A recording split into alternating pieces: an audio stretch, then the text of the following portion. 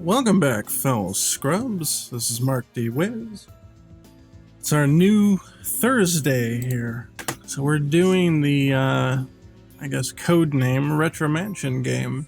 And essentially, it's going to be a game that, well, let me show you. Alright, this is our new Thursday content. Oh, God, I hate the word content. Our new Thursday program. I need to stop using the word content. It's such a sterile, corporate-laden, disgusting term. Anyway, enough off my soapbox and out of my rocking chair, Grandpa. Let's talk about the Retro Mansion game. It's kind of just a code name right now. We don't have a specific title, but it is a brand new original, like retro platformer kind of game.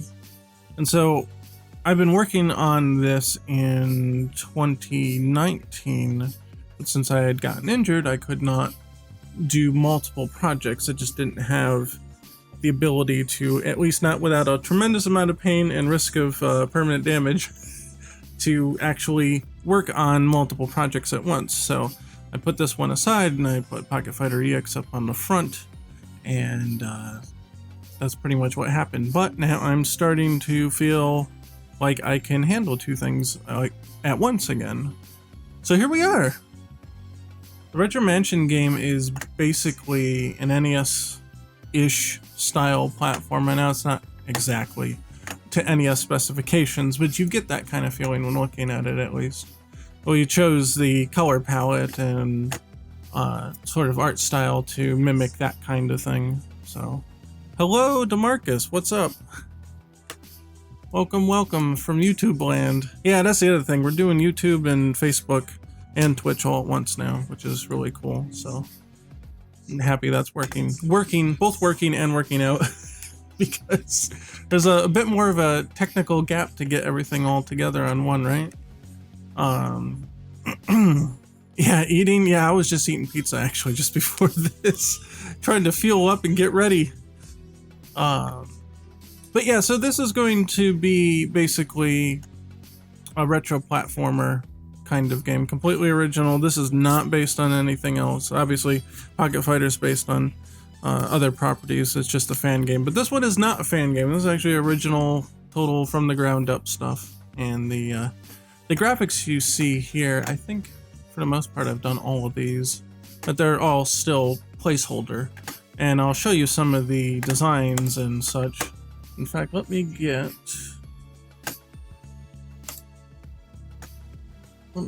the designs here.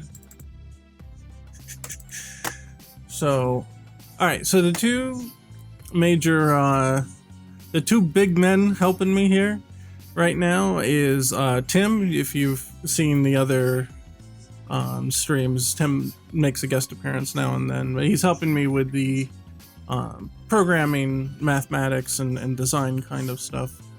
I'm taking care of like the creative direction, so I'm the guy. Figure out how the mechanics are supposed to work, you know, how the characters work, you know, how the gameplay is going to feel, that kind of stuff. And then Koi is doing the concept art for all the monsters and the characters and the backgrounds and all that. So that's that we're the sort of big three right now on it. So it's still really early days of the project, and we don't really have so much of the working prototype, let's put it that way. So Tim and I have been working on a platforming engine, and we want to make it a little bit more robust than absolutely necessary for this project, because we could really get away by skimping super hard on this. But I want to make this game, not only just this game, really good, but I also want to lay that as a foundation for anything that comes after it. So we're trying to make a very robust platforming engine that more than likely is going to surpass the needs of this project, but that's fine because we're definitely going to be using it in a future, you know, project. Yeah, so this is kind of our big breakthrough. Now I've done a couple mobile games, and Tim was with me on those. And I had AJ helping me. He pops in every now and then too. And we did those, but it's quite a bit of a difference between doing a mobile game and doing like a full like actual, I don't want to say actual game, because mobile games are still games. It's just they tend to be really shitty most of the time, you know, if we have to be real talk about it. But they're still games, but I mean like a traditional game, like a platformer, that kind of thing. That's what I want to go for with this. And so hopefully I would say hopefully and obviously the what's wrong, Rudy?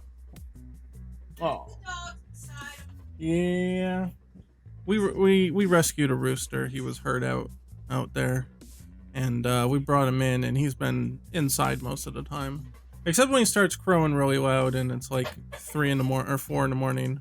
Actually, more like 5 in the morning because of the daylight savings and all that.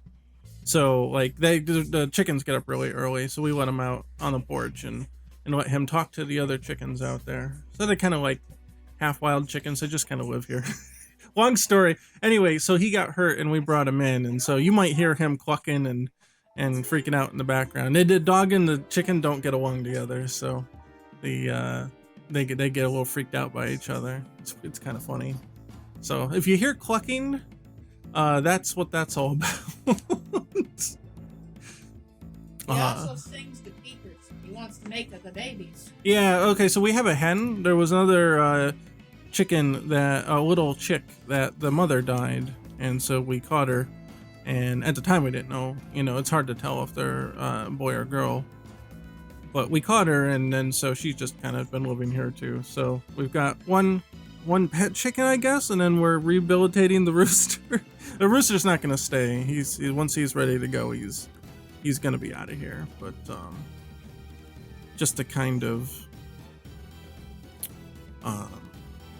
I guess give you an idea. So if you hear clucking or barking or whatever, it's chickens and dogs in the background. Anyway, so this was sort of a mock-up screen that I did. Again, most of these things are placeholder, although I do like the oh hey, who's that? My alert didn't come through. All right, hold on.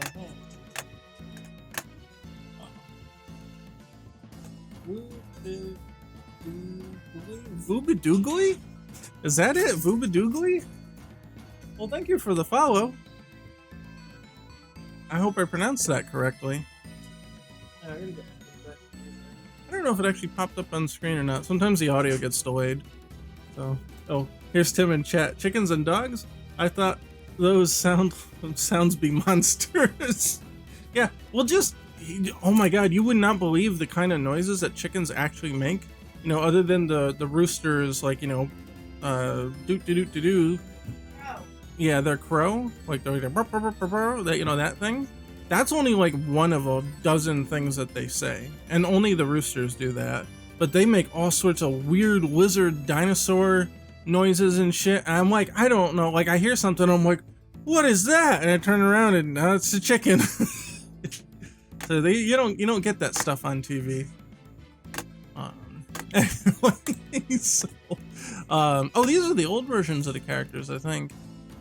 Yeah, see, I changed Ricky's hair. Here, this character is Ricky. So this is Ricky, Melody, and Deke. They're the proposed 3 playable characters. I'm crossing fingers, hopefully we can implement all 3 of them. But that's the idea, is that all 3 of them would have their own sort of special weapons and abilities and stuff, and so you could pick which one you wanted to go through the game with. And I'll explain how the game loop sort of works in a minute. It's a little bit different. But hopefully it's there. Let's see, there are the ones I resprited. I was gonna say we have these ones. I know I've made some modifications here. That's talking to Tim in chat. He's saying that he helped resprite them. Yeah, I don't know. Now I'm looking at them, trying to think of like whose version of what is which. And I think this is the most up-to-date version. We've just kind of been picking and choosing the edits that we've been doing back and forth. And so, because I know, yeah, you did these hands and you made her slimmer. I think this was my original where she was more of a thick character like the boys, but it makes sense that she has a smaller frame. So there's stuff. We went back and forth, back and forth, back and forth. Yeah, and then you added some more detail, and I think I decided that it was maybe a little too much here and there. There was some stuff we had to scale back. I don't know. It's been a long time. I don't remember everything, but yeah. So it's still a bit like, you know, in flux here. So I mean, theoretically, tomorrow I could just be like, okay, we're gonna change the art style completely. Like it's that unsolid. But I do like where the art style is going, so I think we're actually on a good track here. The only thing I suppose I worry about is the amount of colors that we're using is quite high, but like I said before, we're not going to necessarily handicap ourselves by being 100% strict to the NES limitations. But I think invoking that kind of that feeling is possible, even if we break some of the rules here and there. Yeah, and here's the palettes, if you're wondering what these little colored bars are. These represent all the colors that make up each character here. So, yeah, that's what that's about. And then up here is our baseline NES-ish palette to work with. And we may add some stuff here and there. You know, we might have to add colors for certain things. I know, like Shovel Knight, they stuck to the NES palette, but they also realized that, especially for skin tones, like Deke obviously has darker skin. I think this color works out because we're using the purple with it, and that sort of like pops. Color theory time.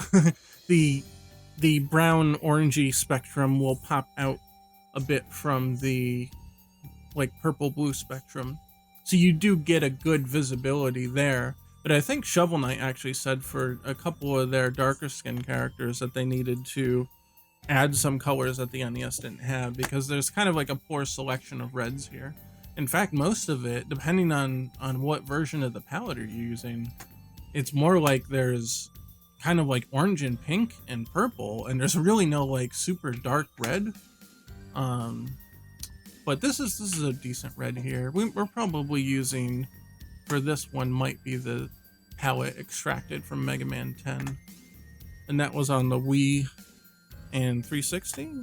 So yeah, it's I think this is the brighter version of the palette, but we might be switching to a different one. I would like to take actual color samples from the actual NES and then try to like recompile a sort of color palette based on that. Do I have the NTSC one? I don't know. I don't think I do. Where are we here? Here. Mansion.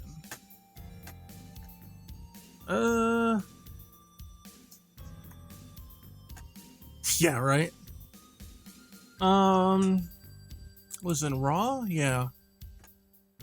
Like I have, see, I have these ones, but they're not in the color style, I think. This is our working palette, supposedly. It didn't change anything. Oh wait, remap. Are these? Hold on. Yeah, they were in indexed, but it didn't do anything.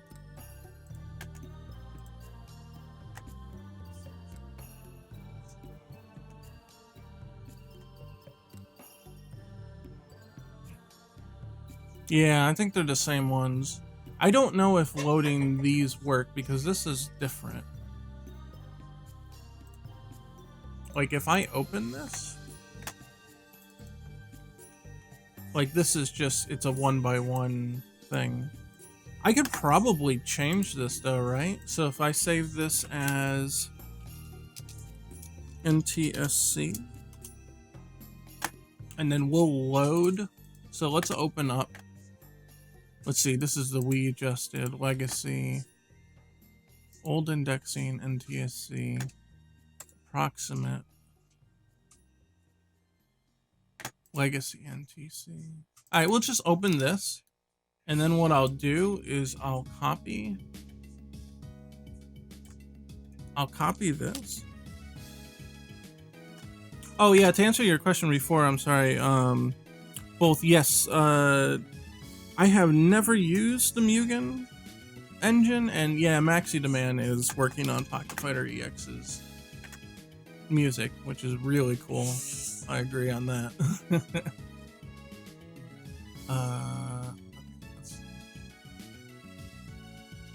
I think that's as big as it gets. Wait, hold on.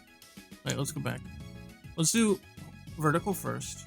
Okay, that's the 4 there, right? The 4 columns, and then we got to get rid of all the double pixels here. And that looks about right. So then we can go from our working palette. We can copy it over here. Oh, is it not big enough? Oh wait, hold on. We've got to. Oh, this is a problem because it's not going to be in the same index range here, is it? I don't know if this is going to work out actually.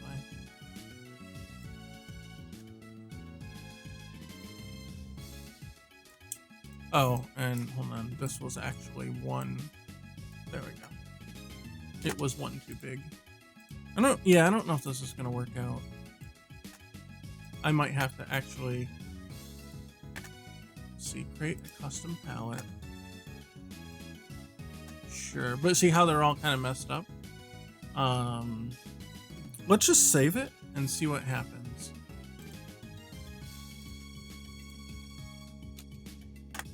I don't think it's going to work right though. I think I'll have to remap everything. Yeah, we'll get back to that in a minute. So if we load palette, yeah, I know that's. I don't think it worked. I don't think it worked. Whoops. Yeah. Okay. Never mind. Well, let's not worry about colors right now. Yeah, they do. They look like zombies, right? Like, can I go forward? It broke it. That's fine. Yeah, we can. I didn't change any of the pixels, so I don't have to save it necessarily. But we'll undo everything and just save, just to make sure it's the right thing. So, yeah, here, I don't want to have any sort of palette system to mimic old school function. Or you do want to have. Yeah, okay, so Tim's saying that he wants a palette system to potentially, like, so you could say, like, I want the vibrant palette. I think is what he's saying. He wants a vibrant palette, but he also wants, like, the old TV looking palette, and that kind of stuff. I agree with that, and I had thought about that too. Because there's, like, Retro City Rampage, I think it is, has that where you can change the palette to, like, even, like, the Game Boy colors and stuff like that. I think that makes sense if we can. Oh, hey, AJ. Oh, you're the one that said zombies. I'm sorry. I saw the YouTube logo and I thought it was DeMarcus there. But yeah, welcome. But yeah, I think that would be a good feature to think about. Whether or not we could actually pull it off, I guess, would be another story, depending on how much of a load changing all the colors in real time would be. So if it's not possible and we'd have to, say, abandon that, and I would just kind of make a director's call on, yeah, this is just the colors that we're using or whatever. But I think it would be a good idea to give that kind of option if it was possible. I think that's a very good idea. You know, I'm thinking, just trying to think of other ways to do this. No, never mind. Let me stop programming in my head on stream, because we've got to talk about other stuff too. And I don't think that idea would have panned out anyway, now that I'm thinking about it.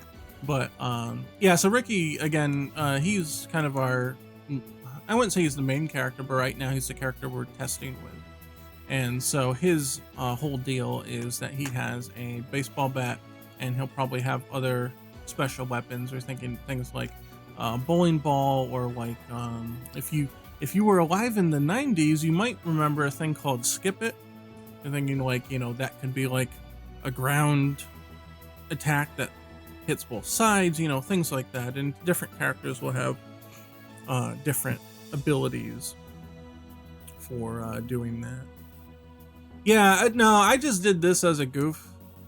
He's not necessarily gonna carry his bat around all the time. I just thought it was funny to have it there. So, so there was that.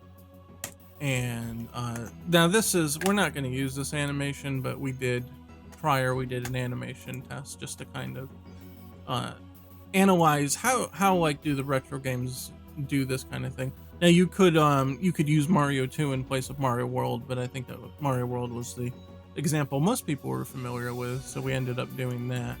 And so this would be kind of a simple two frame run animation. So is it kind of like a beat 'em up game? Not really. It's more like Castlevania, I guess. Gotta show the engine. The engine is maybe not working at the moment. I had to upgrade Unity and it's complaining about some stuff. I was actually trying to fix that just before the start here. We'll get to that at the end. If I can fix it in real time here, then you can take a look. Otherwise, you may have to postpone that part of it. But again, these will be every Thursday, so I'm sure we'll have lots of time to mess up everything. No, that wasn't a slip of the tongue. I'm sure we're going to destroy everything in the process of trying to explain and show everything. Downgrade. Yeah. No, well, that's the thing. I was clearing out old Unity versions, and that one just happened to be. And I'm here. I'm trying to. It's freaking out about deterministic compilation. So I was trying to find that and disable it and stuff. But yeah, I had too many Unity installations. I started taking them out, and I accidentally took too many out. So I just wiped them all clean and started over. Anyway. So the way the game works, like the game loop, and what I mean by game loop is like, how does the game play? You know, it's kind of like Mario. You start the level at the beginning. If you get to a checkpoint and you die, you start at the checkpoint. Otherwise, if you die, you start at the start of the level. And you get to the level and you move on. And if you complete a world without a game over, then you can restart at the new world, you know, world 2 or 3 or wherever you've gotten. That's what a game loop is. So this game loop would probably more likely represent something along the lines of like Castlevania 2 or like the later Castlevanias like Symphony of the Night and things like that. So it's not exactly like that, but you'll see what I mean. Like, I think that's the closest approximation though that you're going to get. So pretend that this is kind of like a diagram to explain how the map system works. And if we let's get our boy here. I'm gonna put him on the map so we can kind of keep track of what's going on. So let's make a Ricky layer. Oh, I already know what the error is, Tim. I just need to find out where deterministic compilation is in the settings and disable it. That's all. Okay, so you're going to start the game outside the mansion. You'll be in the mansion grounds, and then at some point, very early, of course, you'll find your way into the mansion. So this is the mansion door here, right? And then, you know, you're walking along and you go in the door, so then it changes the map. And you can think of these almost like layers of map. And you go here. Now you're in the main hallway, and the way that the main hallway works, kind of like hub worlds, how do I want to say? Yeah, so like you have a normal hub world in games, and then like that almost acts like a pseudo level select. It's like a level select without being a level select. And so the doors in the hallways will represent in some ways like levels, and then that would mean that each of these areas up here are levels. Now they're very small here on the chart, but they'll be, you know, big rooms. They'll be big level sized environments. So if Ricky goes into this door, he's going to end up here, right? But you see I have a lock here. So when you enter a door, the door locks and you cannot get out. and we're planning to have the doors be monsters. So when you try to enter a door, you're basically swallowed by the door. And then when you get to the other side, the door monster spits you out and then he disappears. And then within the level somewhere, you have to find and beat the door monster. So Ricky goes around, beats the door monster, and now the door rematerializes in the spot that you entered. And then you can do whatever to get back to the door and then get back to the hallway. And so that's sort of the way that the sort of levels work in the game. So if you think of this as like a level, you enter the level and you cannot exit right away because the door disappears. You have to beat the door monster, then you come back to get the door when it rematerializes and you're back to the hallway. So it's not going to be a very straightforward game necessarily, because while you can go into this level and quote unquote complete this level, you really haven't done anything to progress yourself because you've come back to the hallway now, which means that you could go back in if you need to, or you can go to another one, or maybe, and here's the catch, maybe this one's locked. And in order to get into this one, you need a key in this room. You can go in here and not find it and come back, but then later decide to come back and look again and, oh shoot, I got the key now, right? So we exit, we beat the door monster, we exit, and now we can go to this room. And the same thing, door monster disappears, you go fight him and you can come back out, but say maybe you get a double jump ability here. And that double jump ability lets you get to a special place over here. Which brings us to the third or the fourth layer of the map, is the subspace or the subwall or secret passages or something like that, if you want to think about it that way. So say here, maybe I got the double jump and now I can get to this door.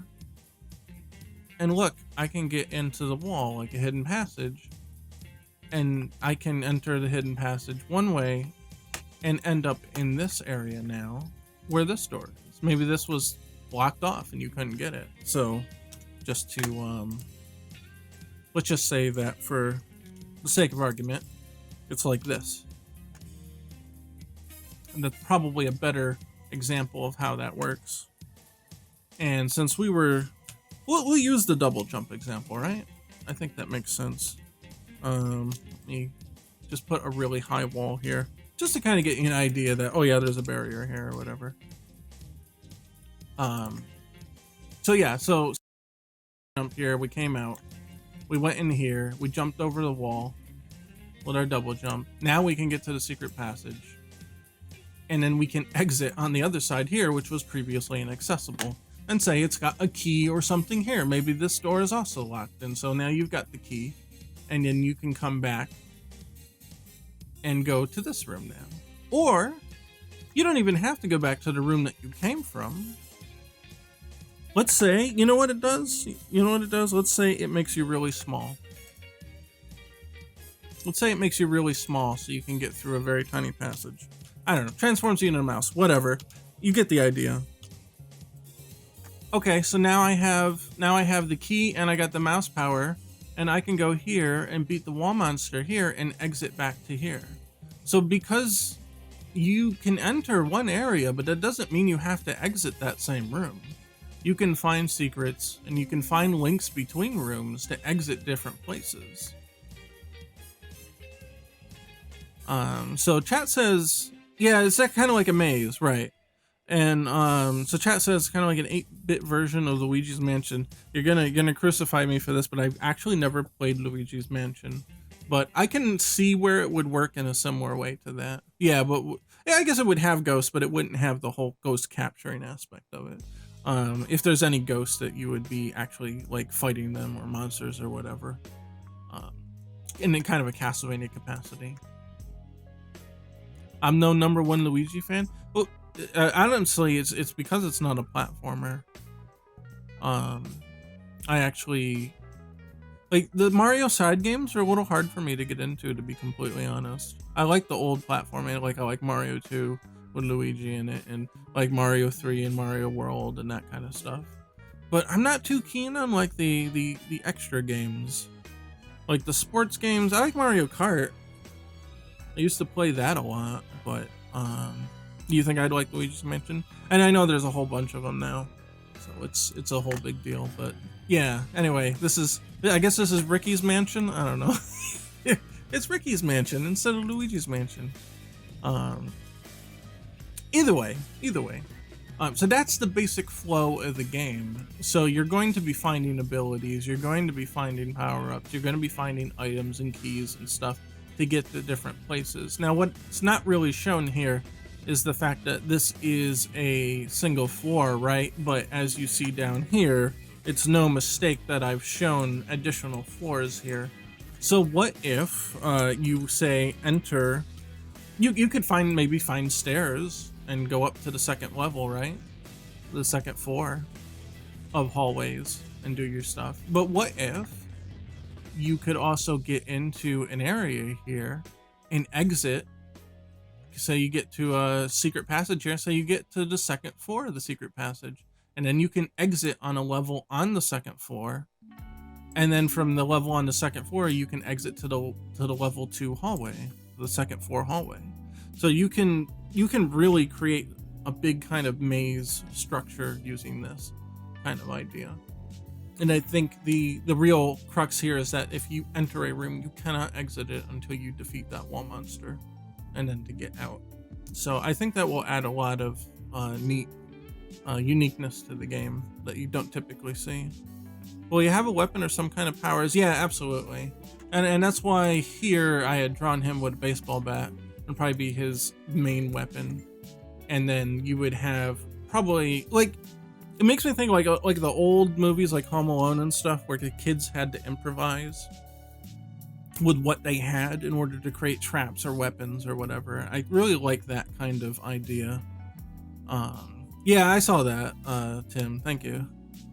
I really like that idea, so I would like to see things like, say they got backpacks, right? So say maybe they brought toys with them, and that toy can be used as a weapon. Like say Ricky brought his baseball bat, because he plays baseball, right? Okay, whatever, he didn't intend to bust some skulls with it, but hey, it works. You know, it's a perfectly serviceable skull buster, so why not, right?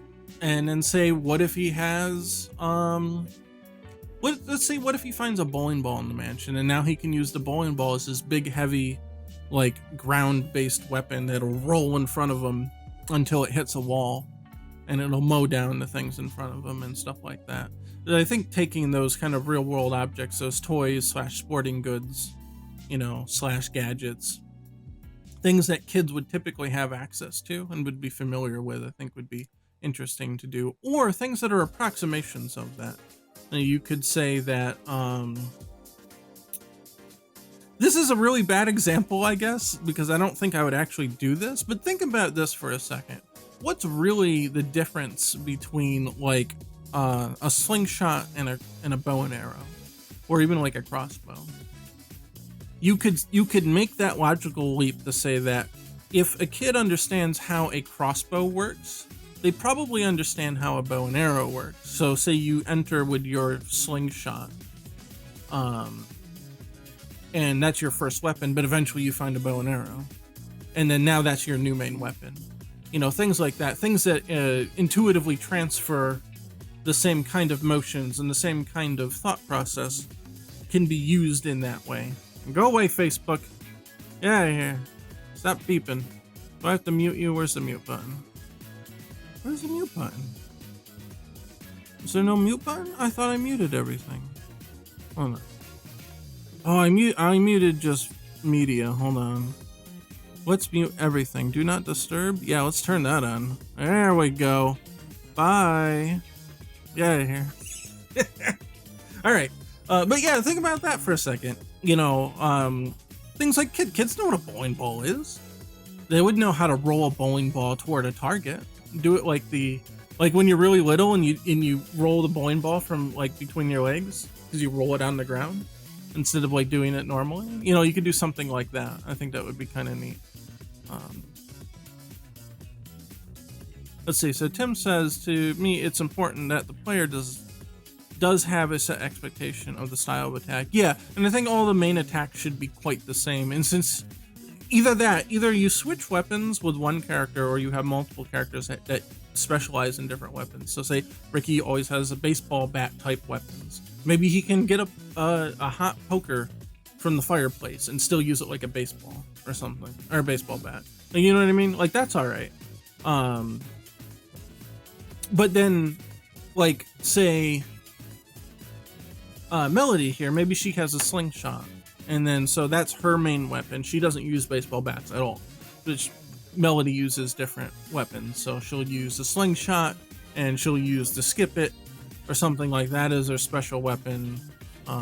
But her main one's the slingshot, and she can shoot in different directions. While Ricky does a lot more damage, but he's really close range. You know, there's a lot of things that you can do to balance out the characters. And then, you know, Deke will have his own weapon or whatever. Now, who has what is not decided, but I think it's pretty obvious that Ricky fits the baseball bat type. He's kind of the go in swinging type of kid, not so much the thinking about things type of kid. I think Deke is obviously our nerdy genius kind of kid, and Melody might be like a scrappy, but have like that quick thinking, that instinct on her. You know what I mean? Yeah, yo, right? Maybe, like, and yeah, that's the thing. So there's so many things that you can pick from, and they don't have to necessarily be the main weapon if they're going to be something, you know, more interesting or more powerful. Like the bowling ball example, you know, you wouldn't attack with the bowling ball every time, but if you think of like Castlevania having the sub weapons, the bowling ball would be almost kind of like, I guess it would be a cross between the cross and the holy water, where it would roll along the ground, but it would like keep going. I guess it wouldn't come back to you, right? But it would just roll along the ground and keep going. But like the skip it would be more like, man, I guess there's no good comparison there. Because the skip it would just circle around you, right? Because you'd be skipping it, and it would hit in this area, in this range. The Bible from Symphony.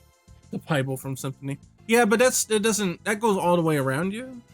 It doesn't stay on the ground. The skip it would stay on the ground, and it would go back and forth. So you would hit enemies that are right to the side of you. Tell me I can't compare the skip it to the Lord's good book. Who are you? Tell me so. It's very strange, all right? It's very strange. Very weird.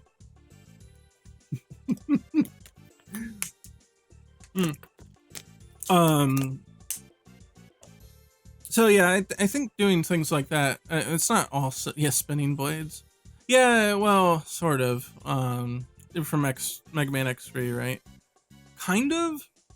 I think it would just be an attack that would hit both sides of you. Oh, you know what? In Mario 64, Mario can do that little breakdance move where he kicks all around him. It could be something like that, or like Rosalina, from Mario 3D World. She spins and hits things all around her because she spins. Or like from Street Fighter, Zangief. Or Gief. Or Zangief, I don't know. I guess it's supposed to be Zangief, but I just call him Gief.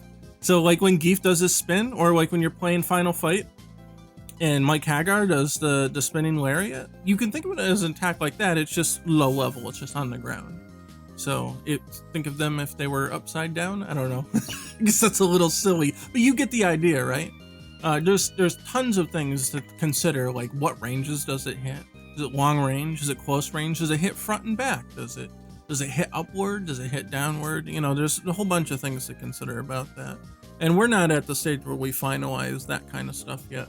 But I think the standard stuff that seems pretty obvious, you know, like Ricky having a close range but high damage baseball attack, or baseball bat attack specifically.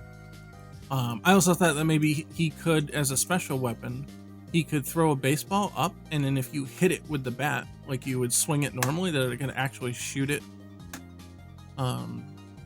toward the enemies if he needs to hit long range stuff. But he needs to stop and set that up. He needs to throw it up and then manually hit it. So it's not like he can just do it all the time. He has to really think about when he can and can't hit the baseball. Where Melody can just pull out the slingshot and shoot in like 8 directions or whatever. It doesn't do as much damage, but you know, she can just pull it out whenever she wants to, that kind of thing. And I don't know about Deke. I'm not sure what kind of weapon he had. I mean, he could just as easily also have the slingshot too. I guess it would depend on what character that we determine is more of the accuracy person. Because he's scientifically minded, it might make sense that he just has that kind of precision. He has that kind of mentality of things need to be accurate, things need to be nuanced, and that would go well with slingshot stuff. But I don't know. Some people are naturally good at shooting things, and some aren't, I suppose. So who knows? Then all that can be up in the air, and that's all right. So we do have a couple enemies that what we've done, and I'll show you the concept art of some of the enemies. But I've done some of the pixel art for prototype enemies, and who knows if we'll actually keep them, but you know what I mean. There'll be an inventory menu where you're able to select weapons on the fly. There'll be some form of inventory menu. I don't know if it will look like this in the end. This is just an early mock-up. I don't know if things like these are necessary to have like before the money, although I like them from a retro aesthetic, because a lot of retro games back in the day had that kind of thing, you know, where the life bar also showed you the level you were in and how much money you had. Like Mario showed you, you know, world 1, 2. It showed you how many coins you had. It showed you your P meter. It didn't show a life meter, obviously, but like score and stuff. I like that kind of thing. I just kind of filled the right side with items, but it doesn't necessarily have to be. It could though. Maybe these are your special weapons here, and then maybe pressing a button switches between the special weapons. Every time you press the button, it changes to a different one, and then you can use it. Here, I mean, these are just arbitrary things. It's just, I don't know, a magic ring, I guess, whatever. Or a saw, like this could be used to, say, like, get rid of a tree that's in your way, or get rid of some bushes or something. You know, to kind of exemplify the maze aspect of things. And then there's this, like, bottle with a heart in it. Obviously, some kind of, you know, healing item or whatever. But none of this is set in stone. It was just kind of an idea of, oh, hey, you know, you could have items on the side. Wouldn't that be neat? You know, things like that. I personally like the option to be able to both select things from the pause menu and also to hot swap them. But it kind of depends on how many items you have, how many are actively useful, you know, things like that. So I would say that I'm not really decided on how that would work. I don't want to necessarily shun modern ways of doing things, so hot swapping is definitely a possibility. But if you've got 20 items, hot swapping kind of doesn't work out so well, you know what I mean? There's a lot of sewer levels in old games. Will the game have a sewer level? I don't know.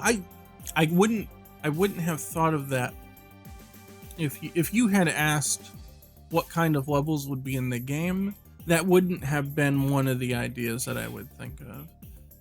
Because the mansion, and it may be hard to extrapolate here because it's not very well established here, but the mansion is supposed to be secluded in the woods, so theoretically you wouldn't even have a sewer system out there. Would it be possible to request a Monster World 4 playthrough for research? I did plan on eventually getting to that. Whether or not I would stream it, I don't know, but that's the one with the girl in the bandana, right? The one that they're remaking and it doesn't look too good. But the original looks fine. They released it on PS3 and PS4, so I definitely have access to it if I need to. Yeah, that one actually looks quite appealing to me, to be honest. I would love to give it a shot, even if just to play it. But I think it would be a good idea because, like you're saying, you mentioned it before, where there's actually like buildings and you can enter the buildings and stuff. Yeah, and then was it Monster World Dragons, or is that Wonder Boy Dragon's Trap? I know they're all sort of in the same series. Some made it to America and some of them didn't. But yeah. Oh yeah, let me save these since we made these alterations here. Oh, it's Wonder Boy Dragon's Trap. Okay, yeah, that's the one with they remade it with the HD visuals. Yeah.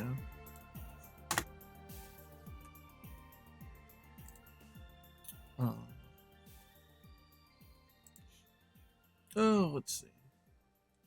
I'm just checking messages because Tim gave me the instructions.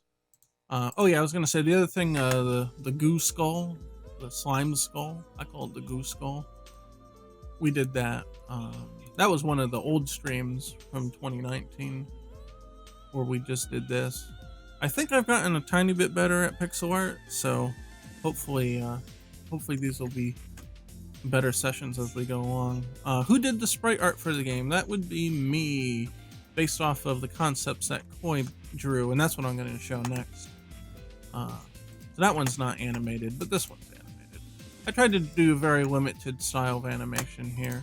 I don't know if this character in particular will make it into the game, but I actually used a technique that Castlevania Rondo of Blood used, where you see that the character actually doesn't change the sprite, it just shifts the sprite a little bit.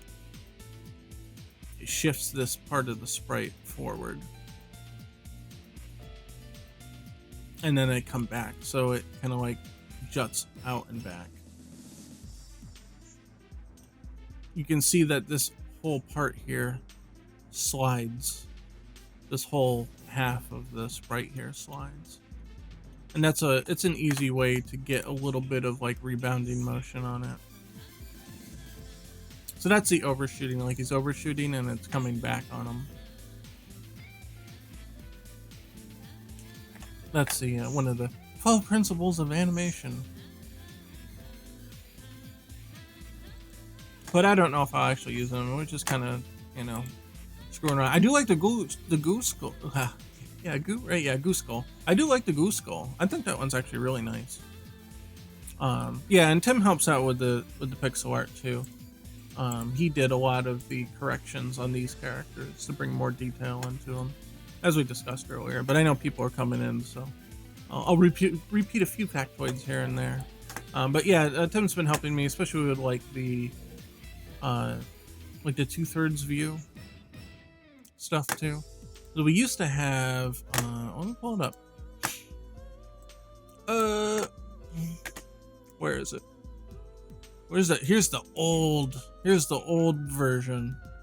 The old version. This stuff looks old. It was Deke. I had other characters here. I guess they looked a bit more old world back then. Oh yeah, and then Teenage Ricky is Deke. Deke with a hoodie and shorts. Well, some of the monsters, yeah. So we've evolved the look of everything since then. There's a Medusa head kind of monster, zombie head, floating zombie head. Here was one of the earlier HUDs here before we put it on the side. The goose skull, goose seagull doesn't look like a goose or a seagull. Yeah. Here's the zombie. Oh yeah, the little imp guy. He had a different look before when it was straight on. But then when we decided to get the 3/4 view like this, where everybody was kind of like off to the side, like these are the straight ahead zombies, and then I made these 3/4 view, kind of like you can sort of see them from the side, and that's where this guy got redone to get the face in this 4/3, and I think the whole thing just kind of like got redone to go along with it. So we've been through a few iterations of things. So yeah, so where do all these cool designs come from? Oh yeah, here was some of the pixel art. So, oh yeah, this is here. I was saying where you can go into the inside the walls or the sub walls. This was another example of that. You get from level A, and you can go inside the walls, but one of them leads to level B, that kind of thing. But yeah, so let's look at the designs here. We've got a lot of concepts and a lot of designs, but I'll pick the ones, especially the ones that we were just looking at. So yeah, where's the goose skull? Where is he? Is it here? No, it's not that one. And these are all done by Koi. So Koi Campbell, he's on Twitter. I'll pull them Twitters up in a minute. Here's Goose Skull. So see how he comes up and goes back down? I don't know if I ever attempted to animate him. I thought I did, but I couldn't find the file. And Skeleturtle. He shoots things out of the mouth. I love this one. This one, we've got to use this one. This one looks really cool. But yeah, no, he's really good at all these creepy designs. Let's see. Was it H for hand? Yeah, H for hand. There, now I have to keep holding the space bar. You know what? Let's get rid of this. Close tab group. I like the cloaked skull. Yeah, me too. It's cool. It's almost like this thing is actually holding the whole thing up, but it's getting held by it. It's just really cool. It's just really creepy things. I guess this is a Day of Tentacle reference, probably. And then here, Possessed Statue turns into, like you said, like I asked him too, I'm like, tell me what these enemies should be doing. Like, give me an action that they're taking here. Like this one fires projectiles from the skull shell, and here awakens when Ricky is in range, you know, that kind of stuff. So this could be in the background, but it turns into the skeleton when you get close and takes a swipe at you, you know, something like that. And this one emerges from the floor and is that cracks? Crawls in a something motion. I am terrible at reading handwriting, apparently. Diving? Crawls? Something like that. I don't know. But you get the idea. He showed the arrows here. He comes up and he comes down. So you have to have some sort of idea that, you know, he's going to pop out of the ground so you can avoid it. But. So this one says random pixie particles or pixel particles to make it look like the skull's enchanted. Yeah, things like that. So yeah, let's look at a couple other ones here. We just had this one open, so might as well just look at this too. So this was one of the later designs. So bloody bones, random red pixels outside of the character to symbolize splashes of blood. Yeah, that's what all the dots are. Yeah, Rawhead. Rawhead's cool. We definitely need him to like jump around and just kind of like trying to bite you and coming after you and shit. That would be great. Rawhead in Bloody Bones is a little taller than Ricky, the height of an adult. Yeah, so I also asked him to do like size comparisons so I know. Or have him on a thing here. So he's got alternate ideas. I think I like the one where the skull can just kind of go anywhere. Because then you have to defeat both of them. You can't just outrange them. Once it finds you, it just keeps coming after you, right? And I think it would be easier to show that in an NES game. You wouldn't have to show the chains. You know what I mean? Cloak Skull feels like an NPC. Yeah, I guess kind of. Will there be any currency to upgrade weapons or what have you? I think so. I think that would be reasonable. I've been struggling to find an idea of... Oh no, Rawhead feels like an NPC? Really? That's weird. I never really got that idea. I guess because he looks simply drawn, or simplistically drawn here. Because he doesn't look very threatening, but, yeah. It's just like a head says like, hey Ricky, what's up? What are you doing? But I think it would make sense to have some sort of currency. Now, like a lot of abilities you probably just find, right? But I think it would make sense that you would also be able to buy some stuff. And that's actually where the mouse comes in. The mouse is supposed to be like a shopkeeper kind of idea, and he would be helping you. You might find him inside the walls in certain areas, and you'd have a little shop and you can buy stuff from him. Probably wouldn't be anything like too major, because again, you want to emphasize exploration as the primary way of getting upgrades and things like that. So you want only certain things in the shop. Like maybe there's only 1 or 2 life ups that you can get at a time in the shop, but you know, you can find more life ups outside of the shop, that kind of thing. But I haven't thought of a good idea of what would the currency be. Like the mouse doesn't need money. I mean, you could certainly do money because, you know, players just understand because video games, you have money, right? But I don't think that that's necessarily a great answer here. It's certainly acceptable. People will just kind of not think about it because that's just how games work. But I would like to get something a little more narratively sound. I don't know, maybe all the enemies are carrying pieces of cheese and you bring the cheese now. But if say there was room narratively to say that the enemies just all have cheese on them, and then you beat the enemies and then you get the cheese and bring it to the mouse, like that makes sense that the mouse would want the cheese. That's a simple connection there, you know, something like that.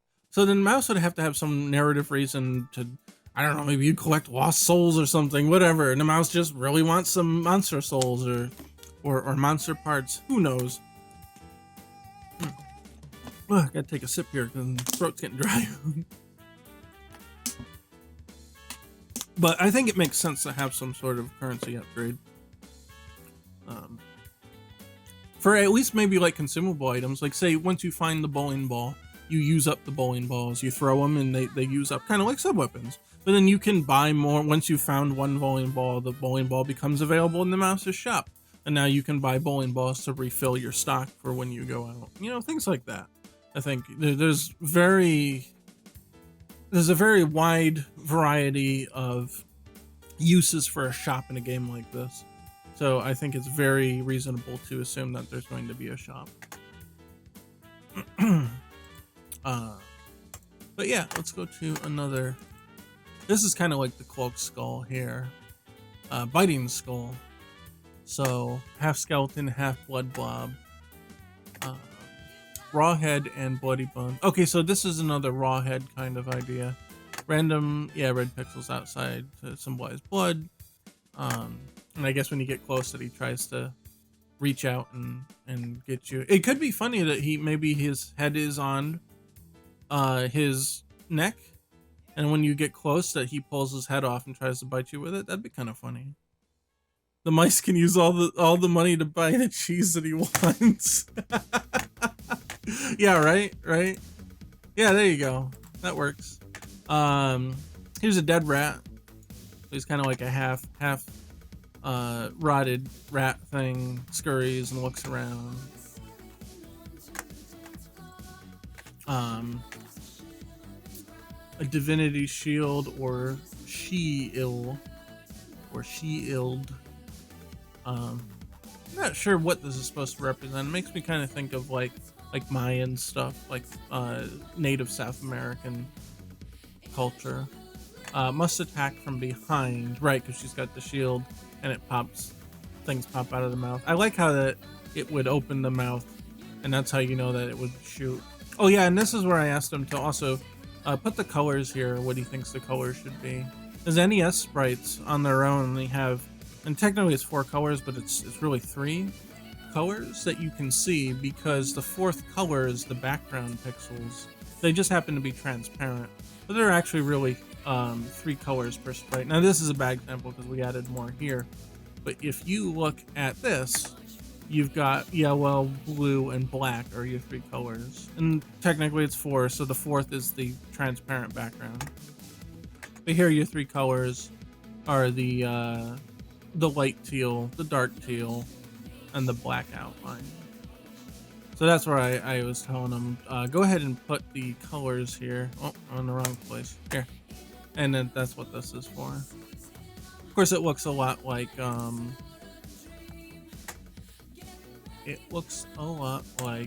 these little bars we made, and that's intentional. So.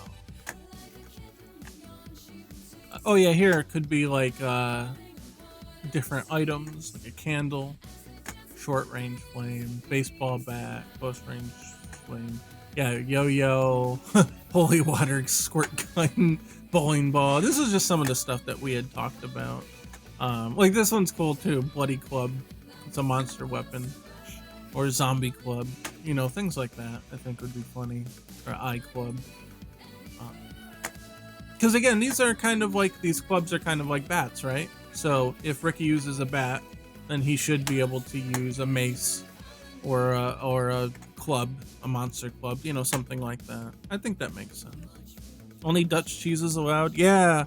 Yeah, Tim sent me some Dutch cheese and that shit's wild. Like, I thought I hated goat cheese, but apparently I really like goat cheese. You just have to get cheese that's not crappy quality. You need to get the good stuff. Well, here's another one. Oh yeah, this little axe guy. I like it. He's like a little dog. He's like a little imp dog with an axe face. He's cool. There should be a bat, which is a baseball bat with a bat tied to it. That's actually kind of clever. I like that. Oh, here's another version of the Divinity Shield thing. This little spider thing, web shooter. This thing's disgusting. I love it. Look at this. Little spider abomination. I like that. And maybe like you get hit with the web and you get stuck, right? Oh, look at this. Look at this. He's got this thing where it jumps. Yeah, it jumps, flips, and slashes and lands. That's cool. I like that. He uses himself as an axe. Yeah, Koi's got great designs. And again, we may never use all of them. This might be some that we'll leave on the cutting room floor. In fact, you can pretty much guarantee that we're not going to use every single one of them, but they're all really, really good. Here's a centipede dog abomination. Because Amber really likes dogs, so she said one day, she's like, well, how about a dog in the game? And then Koi's like, okay, I got you. And he came back with that. Ideas for the mouse here.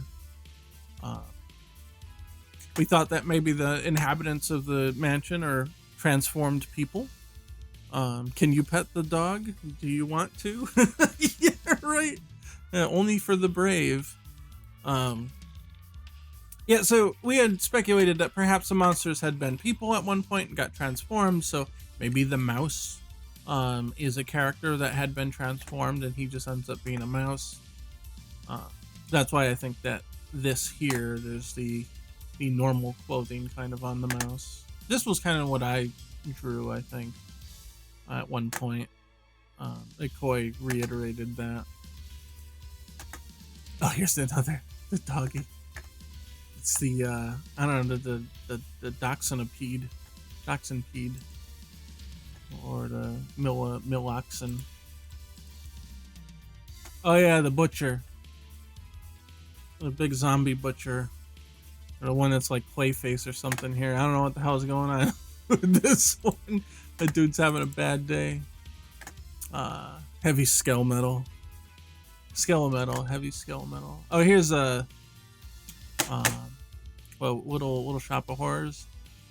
The Seymour Feed Me. Candle skull. That one's pretty cool. I like that. Flies and drops wax. Yeah. Attacks with heavy metal vibe blast. Yeah, like this is just some 90s shit kind of stuff. Oh yeah, here's some more of Ricky and Deke. So we were trying to get backpack designs on them. And Ricky was the one that I designed originally, and then Koi took that and transformed it into a full-fledged character. So I had, because he was just a placeholder kid, right? Where is it here? Down, no, oh, here we are. This was the original that I drew. I don't know if it was my idea to have the stripes or not. I can't remember, but either way it ended up, he got stripes. And to be honest, a lot of that design decision is to show that his arm is different from his shirt here. Yeah, when I had here, actually all the way back in the beginning, see how the arm is green? Because there's no outline here. So in order to know that that's the arm, as if it was just gray, like it was a gray t-shirt. Oh, that didn't work out, hold on. Let's do this. If it's just a gray t-shirt, then you can't really see where the arm is. You know, it just gets kind of blended in there. But with the green sleeve, then it's clearly defined. And you can find a lot of, oh, and my screen went out. There we are. Just say chat. The chat screen went dim. I told it to not fade away for 30 minutes. I guess we hit 30 minutes. Anyway, so the... what was I gonna say? Yeah, so you'll see this a lot of NES games where they use a different color in order to show that there's a sleeve or something there. Mario's a great example of that. Let me pull up something here. Super Mario Brothers Sprites. See what we get. I'm definitely not searching this on camera here. Oh, this is a good one. This one will work. Let me just copy this. Can we copy it? Copy image? Yeah, alright. Here we go. Oh, it even took the transparency. Okay, so look here. They don't use any outlines here, but Mario's overalls, they use the suspender of the overall to form his shoulder, to separate his shirt from his sleeve.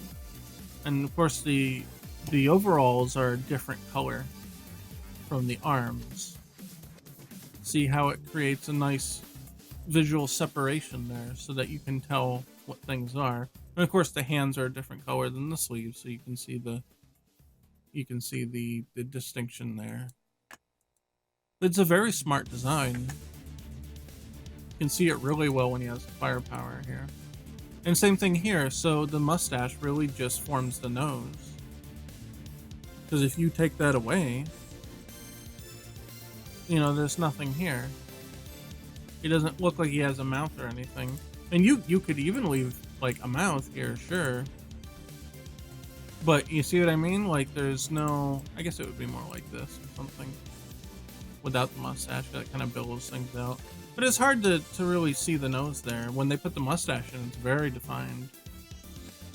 That's one of the tricks that they've used. Cursed. Yeah, I know, right? That looked really weird. But that's why they did that. So Mario has the mustache because he needs to form a nose. And Mario has sideburns because you need to show the ear. How are you going to show the ear without sideburns? Looks really weird, right? I mean, you can do like this, but still much more defined like this. And that's where the overalls and all that stuff came from. So yeah, there's your little history lesson on that. And then here's Deke here. At this point, Deke had the same shirt as Ricky to an extent. It was striped in a different manner, but it looked pretty similar. We did eventually change that. Oh yeah, here's more like heads trying to find a style. Here's an early melody.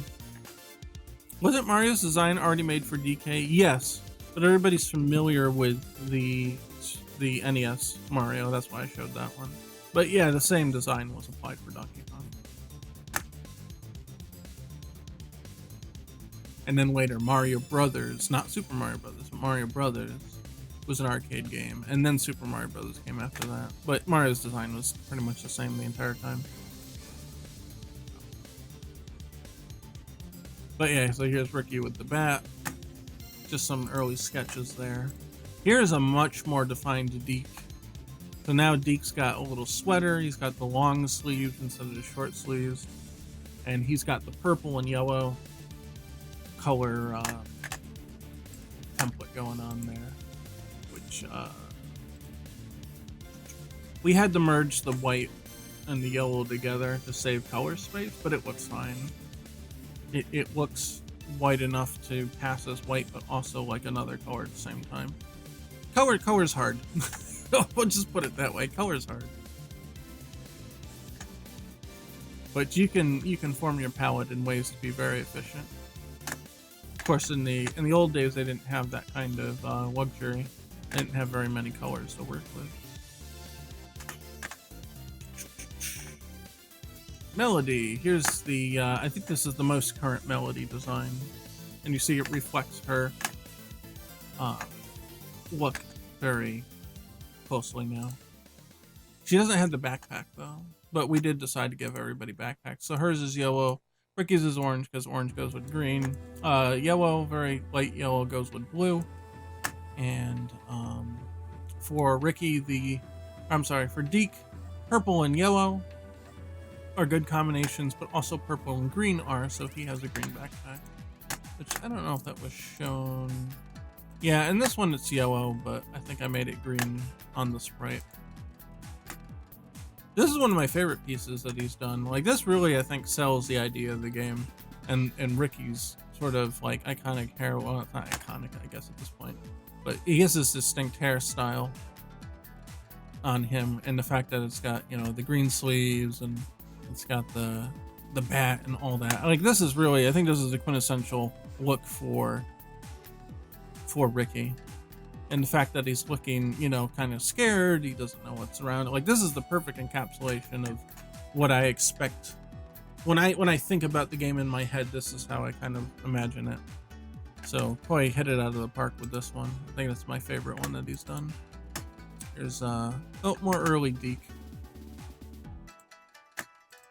And this is a color? Is that the same one? It's just colored, right? Oh, this is the sketch, and this is the more refined one. In here, we were trying to figure out proportions for the characters. So they may not look the same in promo art as they would in, say, the, how do I say it? Might not look the same in promo art as it does in game. That's what I want to say. Brain fart. Obviously, like, he doesn't look exactly like he does here. And the proportions are a little bit different, and that's okay. You're gonna get that, especially with low resolution games like this.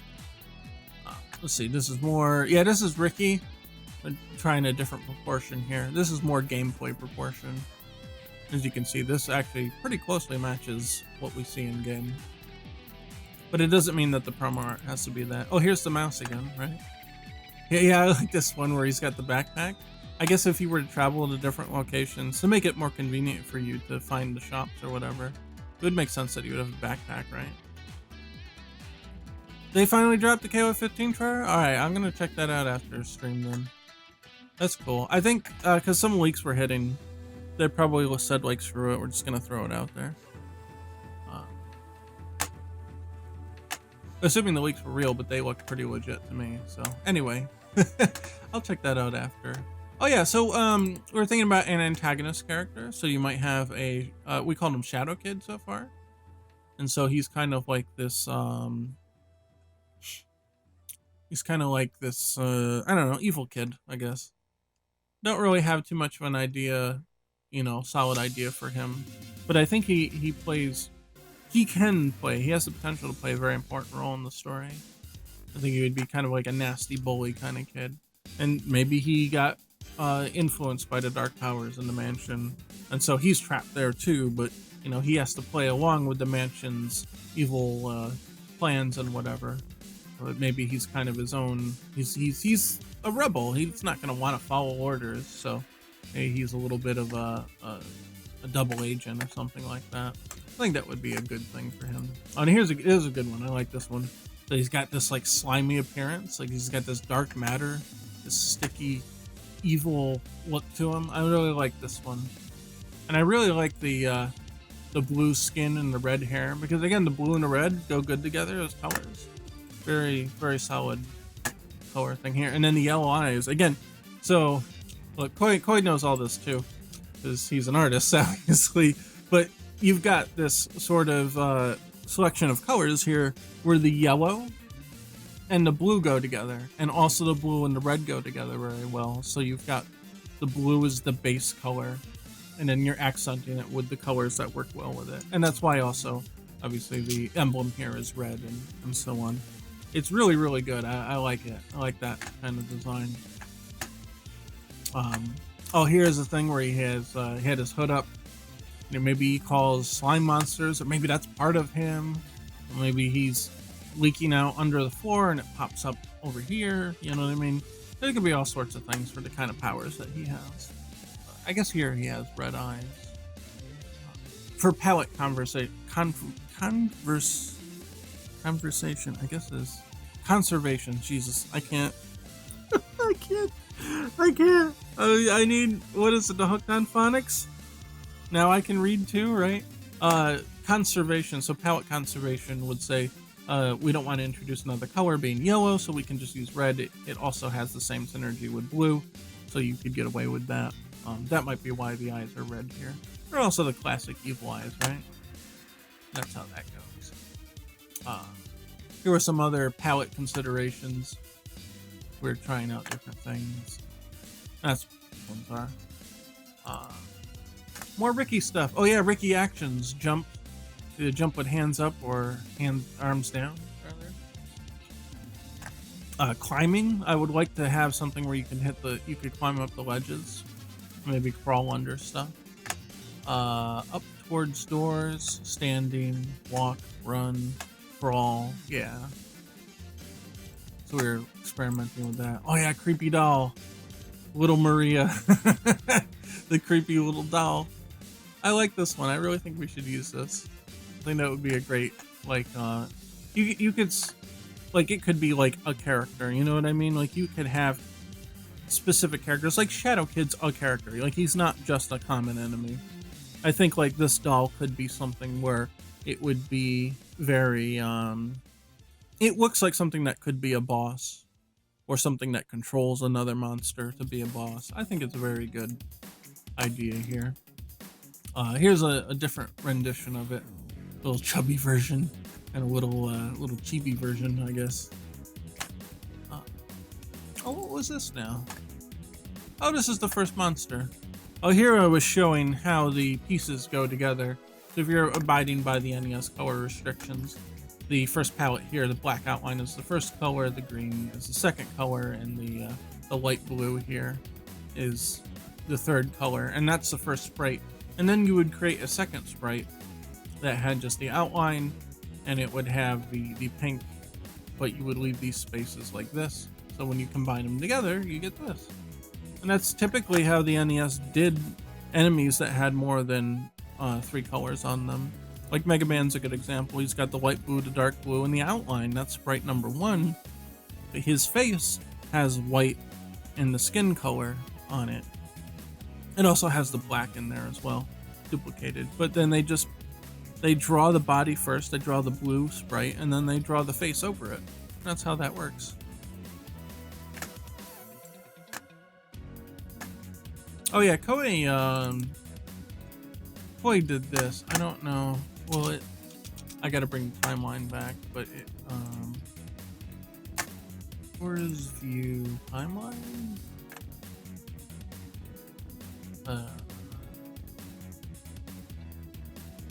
Am I just not seeing it? It's probably under window, actually. Yeah, there it is, timeline. So, there. So he was practicing some pixel art stuff. I think it looks actually pretty cool. It's obviously not in the same style, but you know, he's just practicing on stuff. So just kind of letting him run wild with it. Oh, here's a little stabby guy. Stationary stabbing. It's more of a Data Tentacle reference kind of thing. I really like this guy.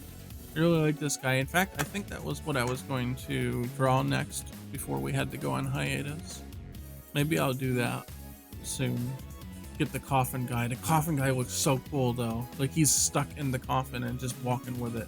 I love that. I don't know if he's meant to imply that the eyeballs are coming out of the coffin, or if this is just its own enemy. I think this is his own enemy because the line here stays here. It doesn't connect to his feet. Yeah, this changes when in range. Like a special, just like the skeleton thing that we saw. So that's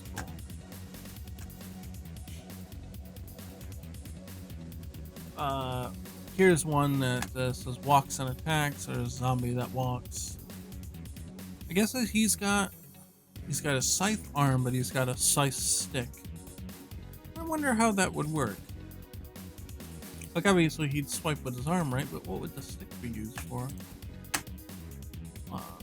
Let's see. These are some ideas. Because it's a giant mansion, right? Have a ballroom, door to the garden in the back, basement, sub-basement, caverns, lost woods, you know, all that sort of standard stuff we were thinking about. I think that would be cool to have all these interlocking areas. And see like 3 floors here and then the attic. And, you know, it's all stuff that, like, I don't mind showing this because you know, it's pretty common things you would expect to have, right? I like the idea of having the well. That people have asked me about that already. Hey, can you drop down the fountain or the well? 'Cause they just kind of assume because it's a mansion that you're gonna have that, and I'm like, yeah, I think that's a good thing to have. That's what people would expect. Oh, this was Koi was just kind of sketching out, be like, oh hey, how would some of these levels potentially work and whatever. This one's more of a traditional level structure, so it's not quite the maze thing that we had discussed earlier, but hey, we got to try all different ideas and practice on stuff, right? So that's how that works. But yeah, little Maria. And this one's got them big jowls, makes her look like old but young at the same time, like she's trying to maintain her youth. Yeah, and here's another idea where I was saying that little Maria may be part of a different boss, either as like this kind of like the Anglerfish concept. Yeah, no more Pog, right? Oh, I know. Oh, it's been a hell of a week already, hasn't it? We lost Pog.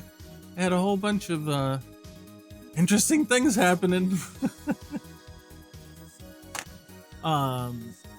Yeah, so the anglerfish, if you're not familiar with it, it's a fish with a little antenna that's got a light on it.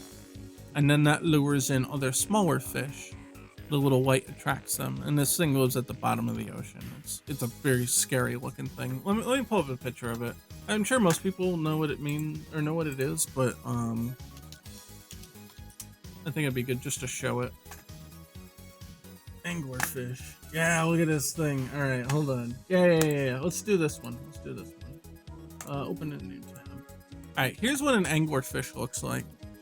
So the idea is that it's got the little glowy thing here, and that attracts little squids and little fish. And then this is the actual fish here. So it's almost like a fish with a fishing rod on it, if you can imagine that. And then when things get close, it jumps out and eats them, because the light is not strong enough to illuminate the face, despite what this shows, I think. Yeah, they're nasty looking creatures. They're nasty little guys. And you can say, you know, this character here could be the same thing, where you see the little doll and you're like, oh, it's a non-threatening little thing, I can beat that easily, but it's actually under control of something else. A similar concept to that. Oh yeah, Ricky jumping like Mega Man with a bat. I thought that was a nice little one, a little charming sketch there. Oh, here's Melody, and this is more of a in-game proportion style to her. So we use this to help us kind of plot out what she's supposed to look like in-game, and that really helps. And here's the colors. Oh, here's another mouse one. Guess this was kind of the idea that maybe the mouse is locked up and you free him, and therefore he helps you, which is a possibility. This is one of the newer ones, I think. Yeah, coughing mucus monster. Yeah. This is, let's see. Twitch motion during attack to simulate a cough. Yeah. I don't know, it's hard for me to read handwriting sometimes. Attack turns Ricky green and slows his movements for a few seconds, if possible. Yeah, that would be cool. Yeah, like this one's really disgusting, this palette here. And see, that's the other thing too. You may or may not have noticed, but yeah, we don't need anymore. I did have two different colors for the. This is an easy way. You have the green zombie is the first one you encounter, and the blue zombie is the stronger version of the zombie. You know, the typical recolor thing, but it looks cool in blue and red. You know, so the green and the pink, and also the blue and the pink, those are good color combinations. And here the color synergy here is the blue and the red, also the light blue and the red. They go together well. That's why I picked the colors I did here. I think this one looks a bit more menacing. So I think he's the stronger version, right? And they may have different attacks too. You don't have to just make them the same enemy, but with more hit points. Oh yeah, Skull Mouse Kid. Or yeah, this reminds me of One Piece. If you've been pretty recent on One Piece, this helmet here looks familiar, most likely. Oh, I'll keep that up. Oh yeah, so Deke was actually a character that was in Hamster Drop, one of the mobile games that I developed years ago. It was 2014 release. He was meant to be one of the 4 playable characters. Of course, we didn't have enough time to do all 4. We only got to 2 of them. We got to Ray and Alex, but there was another girl, Lena, and then another guy, Deke. And this was... We consider this, now that Deke is part of the Haunted Mansion retro game universe, this would be what Deke would look like when he's grown up. Like he hit college, you know what I mean? Kind of thing, like he's just getting into college, or he got to a preppy high school. And this was the original design that we did all the way back then in 2013, 2014. But we thought, hey, why don't we bring him in as another character on the Mansion game? And so that's now this is the younger Deke here, the younger version of him. I thought that was good. I think somebody just kind of mentioned it as an offhand kind of joke to merge the Hamster Drop and the Mansion universes together, and then we're like, hey, you know what, actually that's a good idea. Yeah, here we are. So here's a little Deke when he was younger. But I always liked this design, and I was quite upset that we couldn't get to putting him in. I thought it was very nice. But one way or another, he's getting in, right? It's just maybe a different game, but he's still there. Another version of Ricky. I think this is the same one. I might have cropped it or changed the format. Oh, I just saved 2 copies. You see the little one there. This is another little pixel art thing that Koi was experimenting with, trying to get down how to do stuff. Hey, it's a Rambo mouse. He's got the Rambo headband. I always like that one. That's funny. Oh yeah, the little popper mouse, the little tiny Tim. More Shadow Kid, just different colors. More little Maria. Potentially she doesn't have a face underneath. Take the face off, and some goo monster. There's lots of stuff that we go through. Lots of drawings, lots of designs. And we may only pick one to go with it. Or maybe, you know, one of the ideas we're like, well, maybe it doesn't fit for this. Or we like this one idea better, but we can use that for a different enemy. A different boss, you know? And there's, I think we've already seen that one more here. And then here's a little pixel arts that Koi was experimenting with. Little things, so he's trying to get used to the whole pixel art thing, and then he can just directly do the pixel. Oh no, it screwed this one up. Photoshop, what did you do? Well, it's very scary, but not for the reasons intended. Will this game have 8-bit type music or have more updated music? That's a tough question, and I don't really want to even work on the music yet until we have like an actual playable level. But I think it's very important, and I've heard other developers say this as well, where it's like, as long as they can see the level and they have a good idea how it plays, like you want to show them the pace of the game, the composer, you want to show the composer the pace of the game, the look of the game, and show them the environment that they're composing the music for. And until we have some sort of example of that, I wouldn't want to bring someone in and bother wasting their time doing that, because they may not understand. You can say in words, oh, it's a spooky mansion and there's kids and they're fighting monsters and stuff, but everybody's going to have their own interpretation just based on those words. So until we get some sort of what they would call a vertical slice, like a little demo, essentially, to say, hey, we made a level, and here's the level, and this is what it's like, and then you show that to a composer and say, hey, try to come up with something that you think fits this kind of thing. Probably would be better if I was talking over this, because this is our mock-up. Now, mock-ups don't give you a sense of pace of the game, and they may be too early to draw some conclusions from too. Although you could certainly hand this to someone and say, hey, what do you think a game like this might sound like? But I think you would have a lot of back and forth before you got kind of on the same track, on the same level of thinking. Well, not level of thinking, but the same wavelength of thinking. I think it'd be the more accurate way to describe that. So I don't know. I think it makes sense if you're going to have the 8-bit quote-unquote look, that you would have music that would accompany it. But personally, I'm not too big of a stickler on that.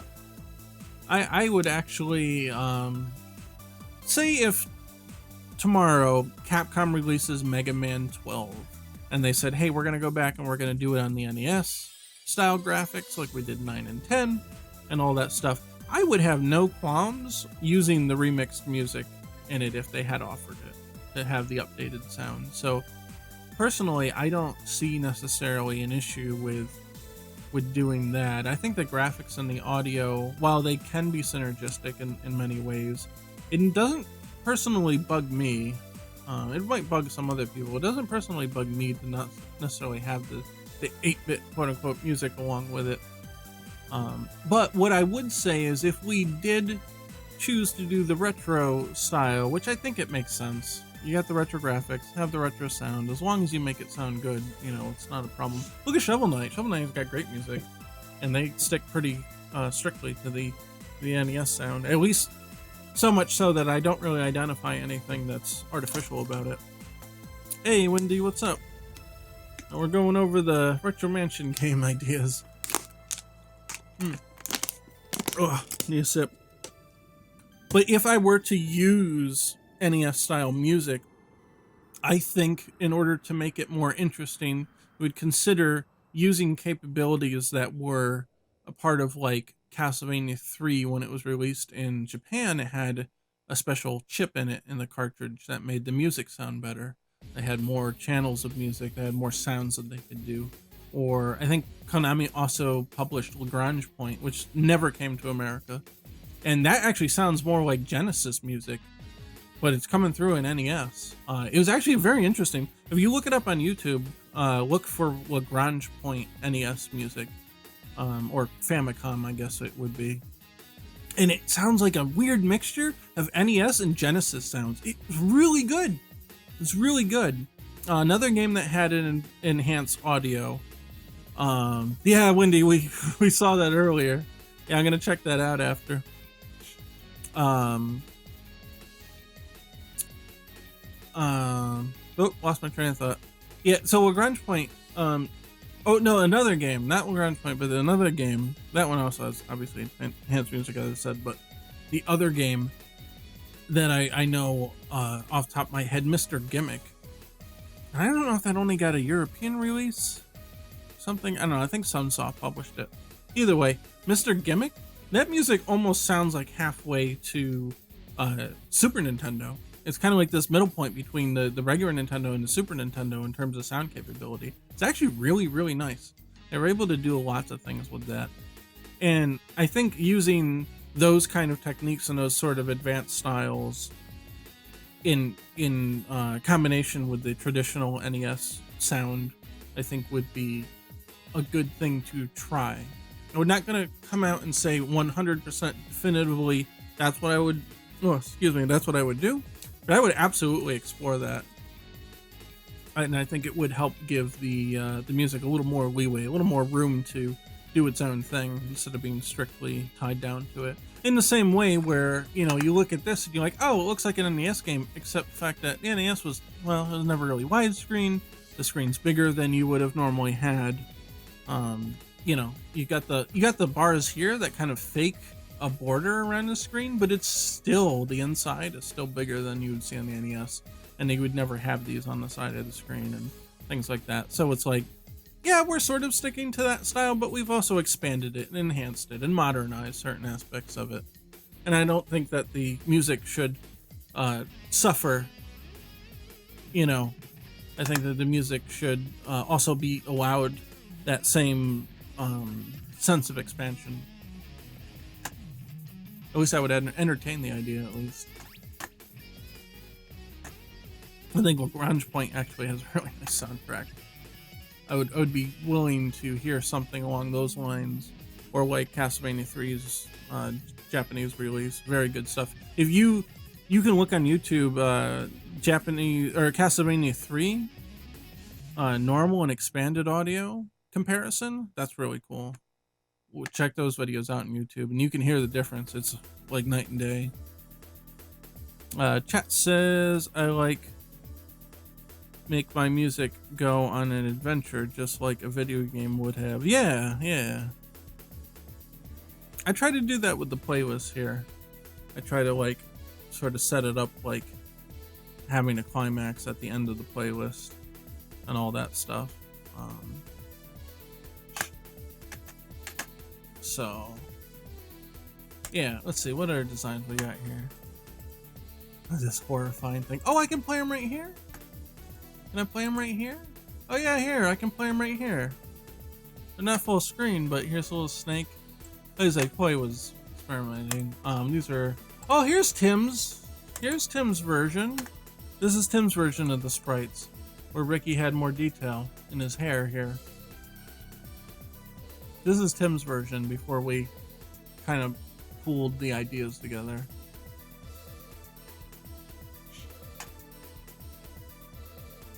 Yeah, there's certainly, Tim's got his own distinct style.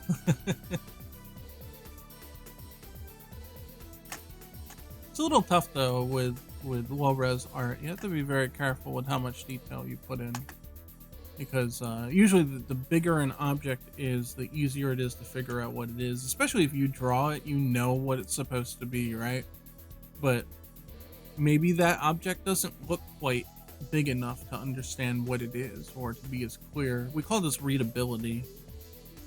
So if something's not readable, meaning it's not understandable to the viewer, then you can have issues where it's like, I don't know what that 1 pixel is supposed to be. Is that a button, or is that like an emblem, or is it a keychain? Like, I don't know what that is. Not saying anything specifically here, but you know, small little details like that can sometimes be very hard to understand. So usually my motto is go big or go home. If you don't make it big and readable, don't include it at all. And that's also why the well, it might be easier to show this on here. This is also why the buttons on Melody are 4 pixels and 2 pixels tall. Because if they were smaller, sure, it would work, but then they kind of get a little lost in everything. If you make them big and readable, it's no question what they are. They're buttons. Whether it's zoomed out or zoomed in, yeah, they're buttons. You understand what that is. Same thing with Deke's classes. You could certainly make them smaller. You know? You could... Actually, I guess what you would do is this, right? You could certainly make it so that Deke's got, like, eyebrows and stuff. I don't know. I guess he's got big, thick eyebrows right now. Okay, whatever. But when you zoom out, it's not quite as readable. I mean, yeah, it's readable enough. But if you do this, like, you know what that is. When you look from far away, you can absolutely see that those are glasses. You can barely make out the other details, but you can see the glasses. And that's important because the eyes need to be big. The eyes need to be visible for the characters, because that's... When humans look at something, they always look... Your brain looks for eyes first. And so the eyes need to be the biggest, clearest thing. Well, not necessarily the biggest, but the clearest thing to kind of get that initial brain connection going. It's just how we as humans work. It's, I don't know why it is the way it is. I guess it kind of makes sense. You want to look them in the eye, right? Figure out what they're thinking. So that's why people stare each other in the eyes, you know, especially when things are tense. It's just something that we do. So you want to make, in this case, you want to make the eyes big and readable. You don't want them to be, obscured. Now, like Castlevania obviously doesn't have eyes so much. They've got little slits in their sprites. So like their faces are more like they've got something more like this, right? But they always have the little like eye detail there. So it's always something like this. Do you have some sort of eye connection here?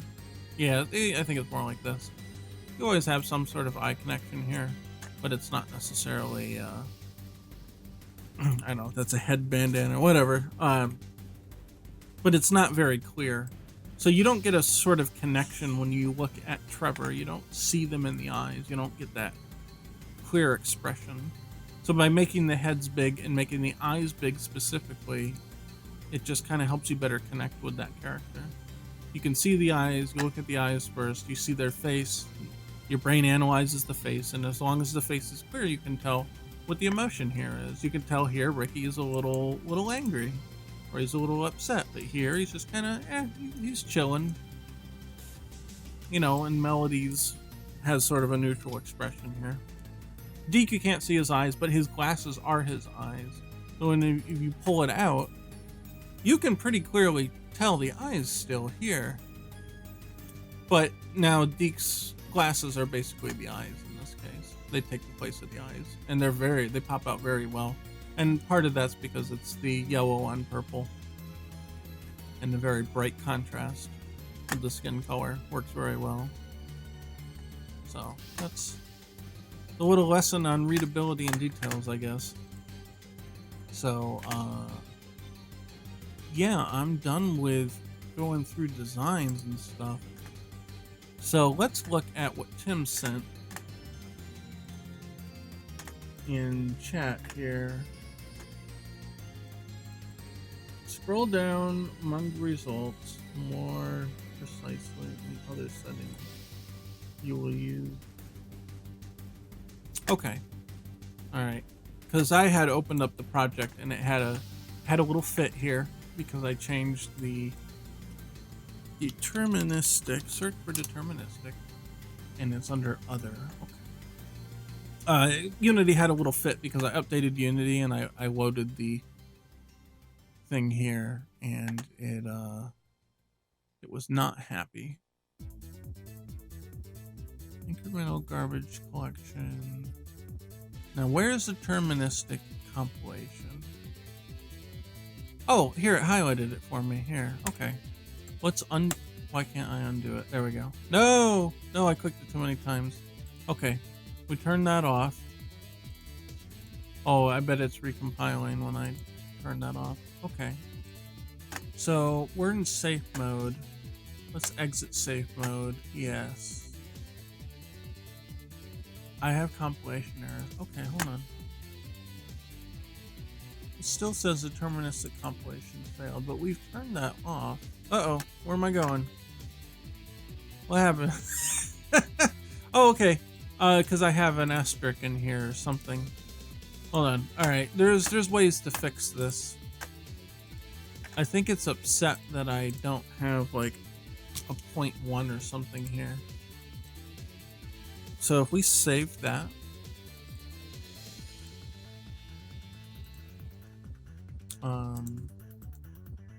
it still doesn't like it.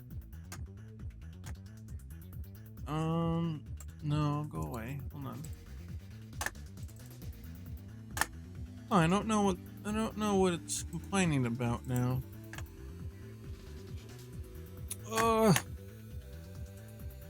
Pretty interesting with both of the game OSTs, especially with Ground Point. Yeah, right? Isn't it?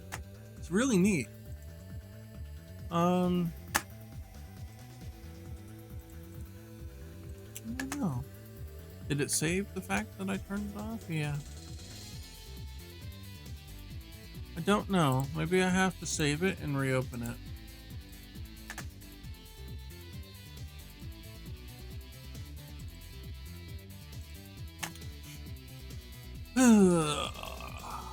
Okay, it's closed, right? Let's try it again. Might take a minute because it's going to try to recompile everything. So. Giving me trouble already. I didn't expect to get into any programming, but I figure if the build runs, then we can show some of the stuff. Okay, there are errors. Yeah, enter safe mode.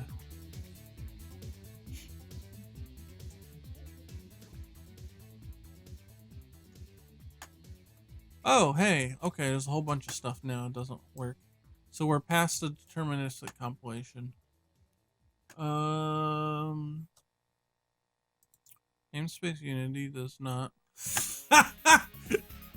Yeah, we were upset about the boxcast, so we have an interesting name for that script. I was very upset about how boxcast worked, and I gave it an interesting name. That's all right. That's okay. We're fine. All right, my WizUtils apparently is not in here. So where's my scripts here?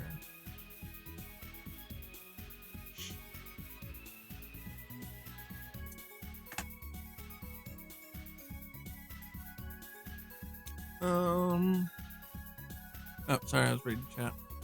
Let's see. Gotta go to assets, right? Assets, scripts. Here's my WizLib. WizUtils aren't here. I don't know. Unity does not exist in WizUtils. Oh, it's right here. I don't know. What's up here?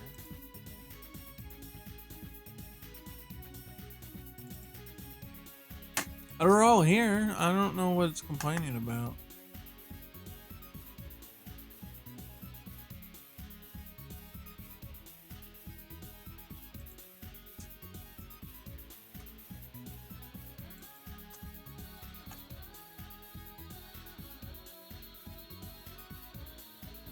Well, I don't know why.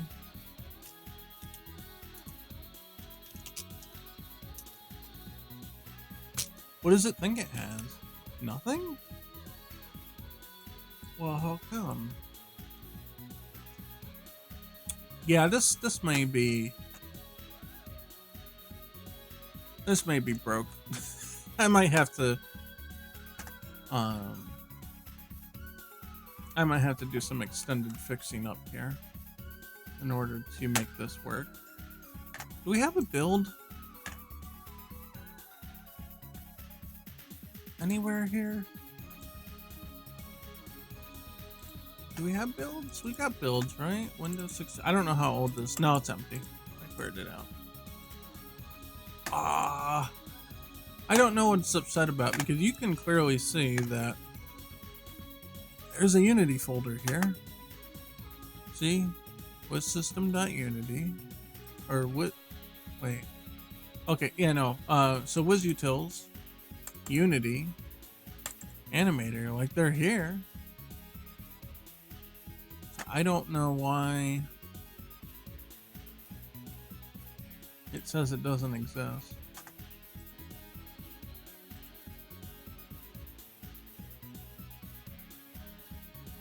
Because here it is, namespace Unity. WizUtils Unity. It's just not compiling it for some reason. Well, either way, this was all prototype. I could just reapply all the assets in the game anyway. I'm just gonna exit safe mode. I really don't care. I can just go back to a previous version if something blows up.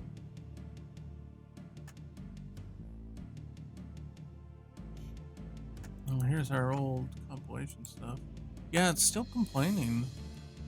Unity does not exist in the namespace WizUtils. No, I'm not missing an assembly reference. It's right here. Unity, please. Don't do this to me. Don't embarrass me in public like this. I don't know what it's complaining about. Oh, I know what it is. Look. I only let it go if it was Unity 2019.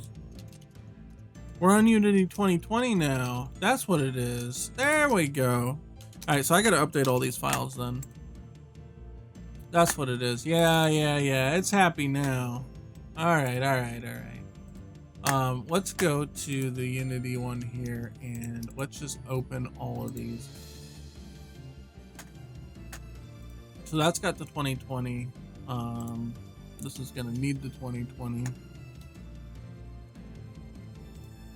Yep, that's what it is. And I do this because if there is a certain method that doesn't work in a certain version of Unity, then I can control this. So I say if it's Unity 2017, 2018, 2019, I know that they all work on that. And if something doesn't work for whatever reason, I can actually gate that off into its own version. Don't save it there. And there's that one. That might be everything.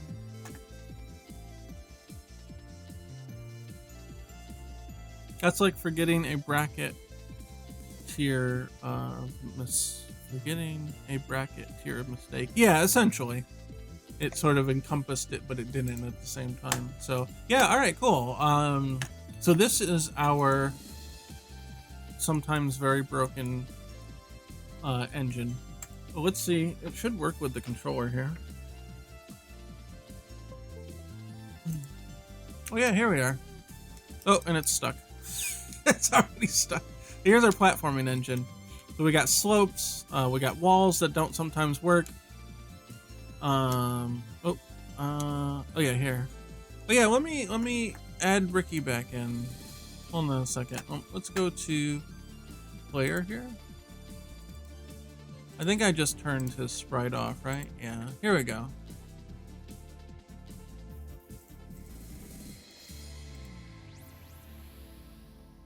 There, so there's Ricky, and you can run and jump and walk all around. Here you go. Look at it.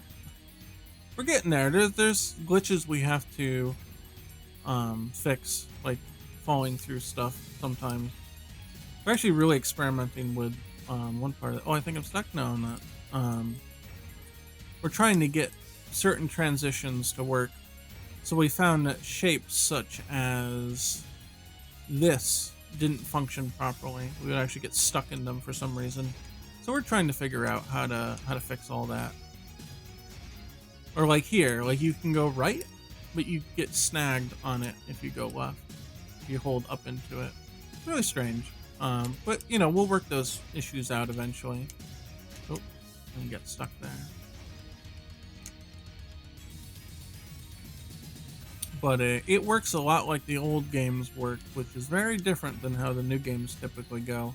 I think a lot of developers either don't know the difference or they never cared about how well the old games actually played, and so they never developed their platforming engines with the kind of accuracy of the old games, and they just don't feel quite right to me. So we spent a lot of time doing this. Let's see, hold on. Yeah, there we go. Now I got him. Now it's like Super Mario Galaxy. He can get onto the walls here and go up and around. The screen gets dark because that's the debug. You see the it shows where Ricky's position is here along the shape that he's currently on. So here it's just a square. It's just been stretched. It shows where he is. I hope Unity adds more 2D stuff. I hear a lot of devs that want to do 2D games that really create stuff. I think they're at the point where they've added pretty much all you really need. They could add more stuff. Like they've got a tile map now that you can use. They've got I mean, they've always had 2D rendering, so I mean that's 90% of it. And as far as like the way that the characters move and stuff, that's all on you. They give you some templated stuff, but that's also where I'm saying, like, yeah, that doesn't work right. It doesn't feel good. It doesn't feel like the old games did because it doesn't work on the same principles as the old games. So if you want it to feel like an old game, you're gonna have to put a lot of work into making it do that. No, there's no engine out there that's probably going to do that kind of thing for you. You're just gonna have to figure out how to do it. So like whether you're using Unreal or whatever, it's not yeah, here we get this bar here. Oh, I'd say that things like Unreal and stuff, they're all gonna be the same. You're gonna have to do your own if you want something really good. Here's the this bar here was just so we could check that's where the maximum height was, or roughly. And we had issues where if you jumped here, you wouldn't actually reach your maximum height. It would actually fall short, but we wanted it to make sure that it moved you accordingly.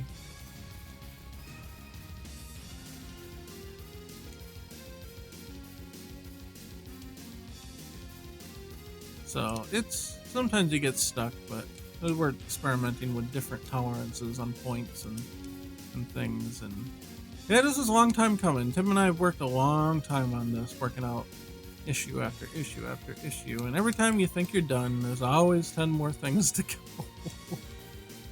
But that's how it works. So I think it has a good feel to it for the parts that do work, though. Like here, like getting them not to get stuck in this stuff, like that was actually pretty tough. Just think of how to do that. Now if you look at the YouTube archives, there's older episodes that kind of show, you know, when we were in the middle of doing this stuff, how this actually worked. This was an interesting edge case too. Not quite having hit the ground, but being stuck between two walls and having to be able to get out. Also, like walking on a point here. It's a little stuck, but you get the idea. And then you'll fall off appropriately. Lots of little things like that a lot of new engines don't consider so much. Or at least in the accuracy and how they feel. So like being able to walk out an edge like that.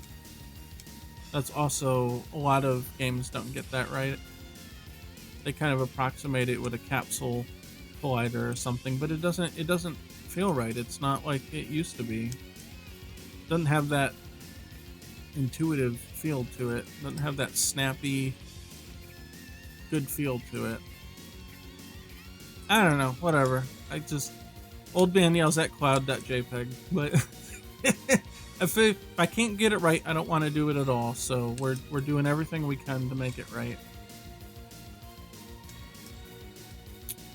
Sometimes it works, sometimes it doesn't, but I think this is more broken than usual because we're trying to figure out certain tolerances on not getting stuck on spikes and what we should and shouldn't consider walls at the end like this, and how to fix that. There's a lot of code that's either turned off or is acting in a different way as we sort of debug this stuff.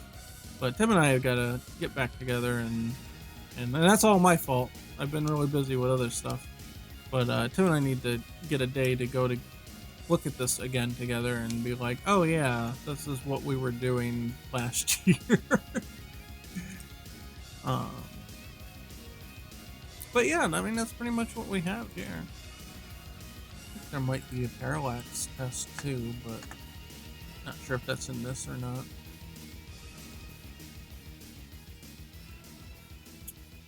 Test scene. What did I say? Oh yeah, I changed Ricky. Oh yeah, here's the parallax test. Let's take a look at this. And I know that's times up on our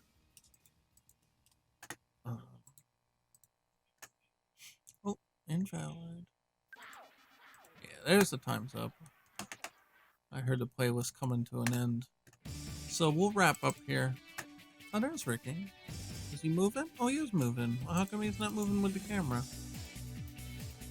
Well, either way, I can show it here too. Oh no, but the oh no, he's all broken. What happened? Ricky, no! Oh, Ricky, what's going on? Oh no. Something's broke. I guess that's why it's not working. Okay, that's fine. Well, you can see the parallax moving here. Oh wait, oh, it's okay here now. He's not freaking out anymore. I don't know, whatever. Anyway, this is just a parallax scrolling test. Developing that part of the engine. And that was pretty much what we've got so far. I actually imported this system back into Pocket Fighter EX, the other project I work on, and that's what makes the stage parallax work. I need to add some features to this one, and I think there's a lot that I can add and a lot to get more accurate results out of it. But if we, just by chance, take the here's the camera. So if we move the camera, you can see how the parallax works here. The trees actually go into infinity, and so do the clouds.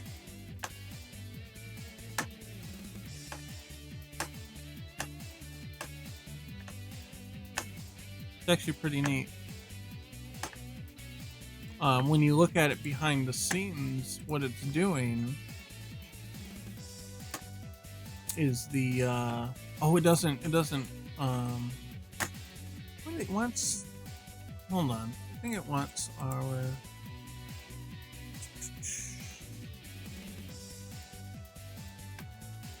which system parallax controller here. I don't think it's gonna show it here. Not like it does here. It's a little weird because it's something that only redraws at runtime or at drawing time.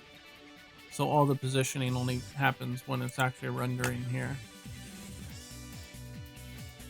This is going to be a good project, I believe. Yeah, thank you. I hope so. Yeah, Happy New Year to you.